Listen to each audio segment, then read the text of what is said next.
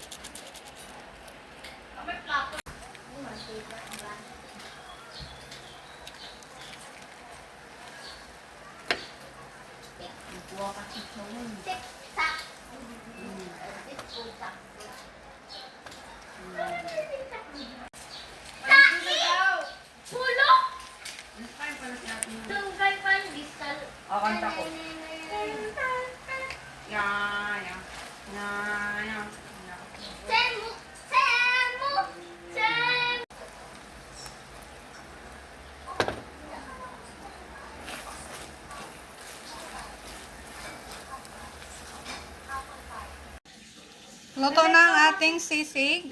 Plating time. Tayo kung wari.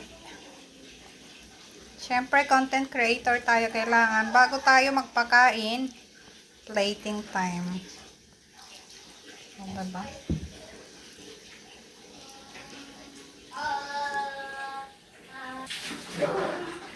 Lagay tayong toppings. Pasensya na't naliligo yung aking baby lap.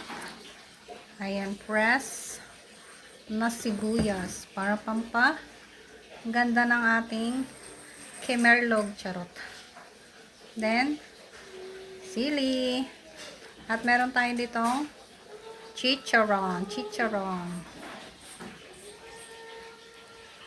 May pa background effect, charot. Ayan na ang ating sisig Argentina, o diba?